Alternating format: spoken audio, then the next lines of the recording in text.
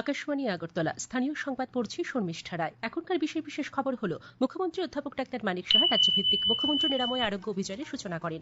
আর কয়েক ঘন্টার অপেক্ষা, শুরু হচ্ছে ইংরেজি নববর্ষ 2026। বিদায় নেবে 2025 খ্রিস্টাব্দ। নতুন বছরকে স্বাগত জানাতে ও বর্তমান বছরকে বিদায় জানাতে রাজ্যবাসীও প্রস্তুত। রামলালার প্রাণ প্রতিষ্ঠা দ্বিতীয় বার্ষিকী উপলক্ষে আজ প্রধানমন্ত্রী নরেন্দ্র মোদী দেশবাসীকে শুভেচ্ছা জানিয়েছেন। সিবিএসই দশম এবং দ্বাদশ শ্রেণীর বোর্ড পরীক্ষার পরিবর্তিত তারিখ ঘোষণা করেছে। জেনারেল পদ্মচং স্মৃতি আমন্ত্রণমূলক ফুটবল টুর্নামেন্ট আগামী 31শে জানুয়ারি থেকে কৈলাসহরে শুরু হচ্ছে।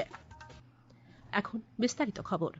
মুখ্যমন্ত্রী অধ্যাপক ডাক্তার মানিক সাহা আজ আগরতলার প্রজ্ঞা ভবনে রাজ্যভিত্তিক মুখ্যমন্ত্রী নিরাময় আরোগ্য অভিযানের সূচনা করেন। তিনি বলেন, অসংক্রমণ রোগ সম্পর্কে মানুষকে সচেতন করার পাশাপাশি এই সমস্ত রোগীদের রোগ সম্পর্কে প্রতিনিয়ত খোঁজ খবর নেওয়া জরুরি। আগে থেকে সচেতন হলে সঠিক চিকিৎসার মাধ্যমে রোগ নির্ণয় করা সম্ভব। এক্ষেত্রে জীবনশৈলীর পরিবর্তন অত্যন্ত গুরুত্বপূর্ণ। অনুষ্ঠানে মুখ্যমন্ত্রী রাজ্যের চিকিৎসার সাফল্যের পাশাপাশি বিভিন্ন প্রকল্পের সঠিক বাস্তবায়নের সফল চিত্র তুলে ধরেন। মুখ্যমন্ত্রী নিরাময় আরোগ্য অভিযানের পাশাপাশি টিবি রোগ সংক্রান্ত বিষয় জ্ঞান বাড়ানোর জন্য এআই পদ্ধতিতে প্রশিক্ষণ প্রদান কার্যক্রমের সূচনা করেন। এই অভিযানের প্রথম পর্যায় চলবে 14 জানুয়ারি পর্যন্ত। দ্বিতীয় পর্যায় শুরু হবে 1 জুলাই। 3 বছরে রাজ্যের প্রায় 14.5 লক্ষ মানুষকে অভিযানের আওতায় আনার লক্ষ্যমাত্রা নেওয়া হয়েছে। আর কয়েক ঘন্টার অপেক্ষা, শুরু হচ্ছে ইংরেজি নববর্ষ 2026। বিদায় নেবে 2025 খ্রিস্টাব্দ। নতুন বছরকে স্বাগত জানাতে ও বর্তমান বছরকে বিদায় জানাতে রাজ্যবাসীও প্রস্তুত। আজ মধ্যরাতে বাজি পুড়িয়ে আনন্দ উল্লাসের মধ্য দিয়ে নতুন বছরকে স্বাগত জানানোর রীতি রয়েছে এই রাজ্যেও। রাজধানী আগরতলা সহ রাজ্যের সর্বত্র এই উপলক্ষে নানান অনুষ্ঠানের আয়োজন করা হচ্ছে। ইংরেজি নববর্ষ উপলক্ষে মুখ্যমন্ত্রী অধ্যাপক ডাক্তার মানিক সাহা রাজ্যবাসীকে শুভেচ্ছা অভিনন্দন জানিয়েছেন। শুভেচ্ছা বার্তায় মুখ্যমন্ত্রী বলেন, প্রতিটা নতুন বছর আমাদের কাছে নতুন নতুন প্রত্যাশা নিয়ে আসে। বিগত বছরের কর্মধারাকে পাথেয় করে আগামী দিনেও জনগণের প্রত্যাশা পূরণে রাজ্য সরকার দায়বদ্ধতার সঙ্গে কাজ করতে সচেষ্ট রয়েছে। মুখ্যমন্ত্রী নতুন বছরে রাজ্যবাসীর সুখ ও সমৃদ্ধি কামনা করেছেন।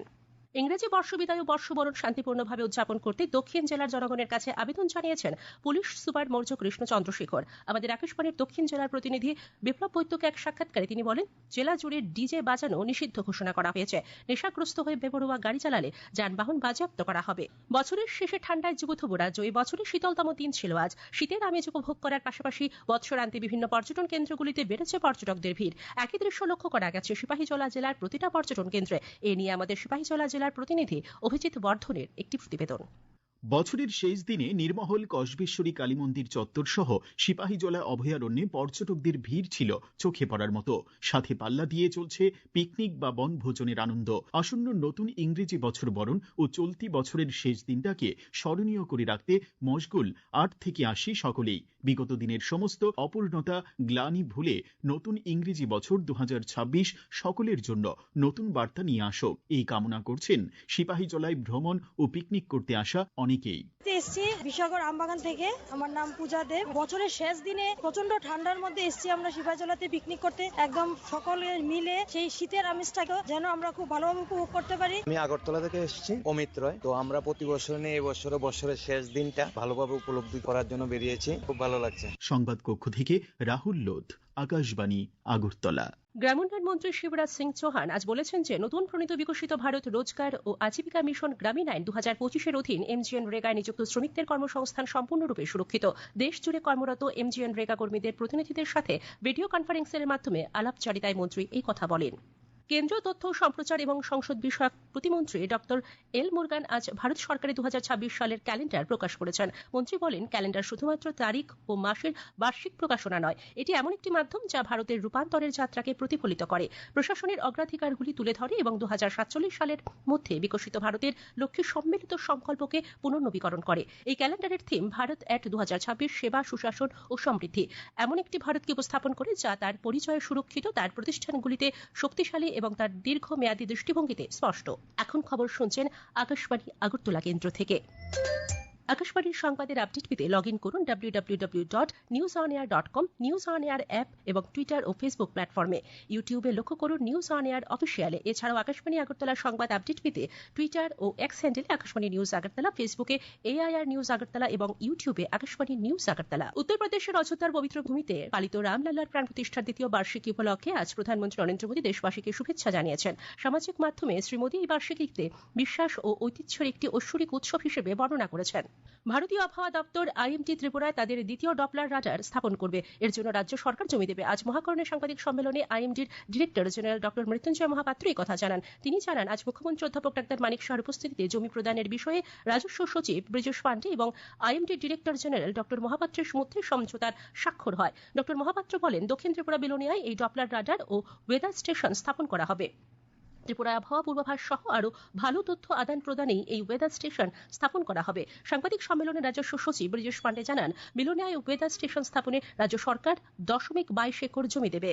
Central board of secondary education CBSE দশম এবং দ্বাদশ শ্রেণীর বোর্ড পরীক্ষায় পরিবর্তিত তারিখ ঘোষণা করেছে। সিবিএসই জানিয়েছে, দশম শ্রেণীর বোর্ড পরীক্ষা আগামী বছরের 3রা মার্চের পরিবর্তে 11ই মার্চ থেকে শুরু হবে। দ্বাদশ শ্রেণীর বোর্ড পরীক্ষা 3রা মার্চের পরিবর্তে শুরু হবে 10ই এপ্রিল থেকে। বোর্ড জানিয়েছে, প্রশাসনিক কারণে এই পরিবর্তন করা হয়েছে। স্কুলগুলিকে সংশ্লিষ্ট সব শিক্ষার্থী এবং অভিভাবকদের কাছে এই তথ্য পৌঁছে দিতে বলেছে সিবিএসই। প্রধানমন্ত্রী নরেন্দ্র মোদীর নেতৃত্বে বিগত এক দশকের সংস্কার পরবর্তী সময়ে ঘুরে দাঁড়ানোর নির্ণায়ক বছর 2025। উৎপাদন, প্রযুক্তি এবং বিশ্বজনীন আস্থায় সারা দেশে উপযোগিতা কেন্দ্রিক পরিকাঠামোগত রূপান্তরণের চিত্র সামনে আসছে। একটি প্রতিবেদন।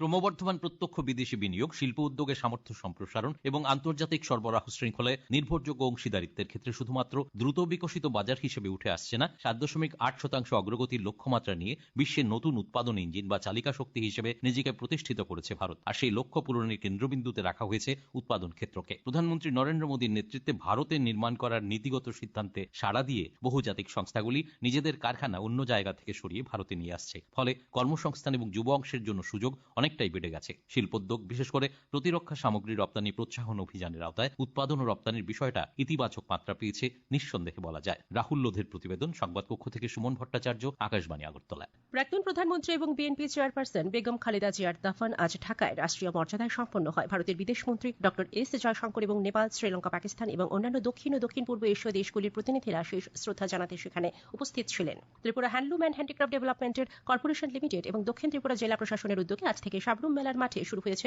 15 দিন ব্যাপী হাতকারগা ও হস্ততাঁত এক্সপো। উদ্বোধন করেন জনজাতি কল্যাণ মন্ত্রী বিকাশ দেববর্মা। কৈলাসহরের শ্রীরামপুর সূর্যমণি মেমোরিয়াল দ্বাদশ শ্রেণী বিদ্যালয়ে জাতীয় সেবা প্রকল্প বা এনএসএস এর 7 দিনব্যাপী বিশেষ শিবির আজ থেকে শুরু হয়েছে। সপ্তাহব্যাপী এই শিবিরের আনুষ্ঠানিক উদ্বোধন করেন চণ্ডীপুর পঞ্চায়েত সমিতির চেয়ারপারসন শম্পা দাস পাল। এখন খেলার খবর। জেনারেল পদ্মজং শ্রুতি আমন্ত্রণমূলক ফুটবল টুর্নামেন্ট আগামী 31শে জানুয়ারি থেকে কৈলাসহরে শুরু হচ্ছে। ক্রীড়ামন্ত্রী টিঙ্কু রায় এর উপস্থিতিতে আজ কৈলাসহর সার্কিট হাউসে অনুষ্ঠিত এক বৈঠকে এই সিদ্ধান্ত নেওয়া হয়। বৈঠক শেষে ক্রীড়ামন্ত্রী টিঙ্কু রায় জানান, প্রায় 1.5 দশক পর কৈলাসহরে জেনারেল পদ্মজং শ্রুতি ফুটবলের আসর বসবে। কৈলাসহর কলেজ স্টেডিয়ামে অনুষ্ঠিত হবে এই টুর্নামেন্ট। মিজোরাম, মণিপুর, পশ্চিমবঙ্গ থেকে খ্যাতনামা ফুটবল দলগুলি এতে অংশ নেবে। এখন আবহাওয়ার খবর। আবহাওয়া দপ্তর জানিয়েছে, আজকে ছিল এখনো পর্যন্ত এই মরশুমের শীতলতম দিন। আজ দিনের সর্বোচ্চ তাপমাত্রা ছিল 17.5 ডিগ্রি সেলসিয়াস এবং সর্বনিম্ন 11.4 ডিগ্রি সেলসিয়াস। এদিকে আগামীকাল আকাশ আংশিক মেঘলা থাকবে। আজ রাত থেকে আগামীকাল সকালে পশ্চিম জেলা খোয়াই, সিপাহীজলা, গোমতী, ধলাই ও দক্ষিণ ত্রিপুরা জেলার কিছু স্থানে ঘন কুয়াশা পড়ার সম্ভাবনা রয়েছে। আগামীকাল দিনের সর্বোচ্চ তাপমাত্রা 19 ডিগ্রি সেলসিয়াস এবং সর্বনিম্ন 12 ডিগ্রি সেলসিয়াসের কাছাকাছি থাকতে পারে। সংবাদ শেষ করার আগে আবারও হেডলাইন্স। মুখ্যমন্ত্রী অধ্যাপক ডাক্তার মানিক সাহা রাজ্যভিত্তিক মুখ্যমন্ত্রী নিরাময় আরোগ্য অভিযানের সূচনা করেন। আর কয়েক ঘন্টার অপেক্ষা শুরু হচ্ছে ইংরেজি নববর্ষ 2026। বিদায় নেবে 2025 খ্রিস্টাব্দ। নতুন বছরকে স্বাগত জানাতে, বর্তমান বছরকে বিদায় জানাতে রাজ্যবাসীও প্রস্তুত। রামলালার প্রাণ প্রতিষ্ঠা দ্বিতীয় বার্ষিকী উপলক্ষে আজ প্রধানমন্ত্রী নরেন্দ্র মোদী দেশবাসীকে শুভেচ্ছা জানিয়েছেন। সিবিএসই দশম এবং দ্বাদশ শ্রেণীর বোর্ড পরীক্ষার পরিবর্তিত তারিখ ঘোষণা করেছে। জেনারেল পদ্মজং স্মৃতি আমন্ত্রণমূলক ফুটবল টুর্নামেন্ট আগামী 31শে জানুয়ারি থেকে কৈলাসহরে শুরু হচ্ছে। স্থানীয় সংবাদ আজকের মতো এখানেই শেষ হলো। পরবর্তী বাংলা স্থানীয় সংবাদ প্রচারিত হবে আগামীকাল সকাল 7:35 মিনিটে।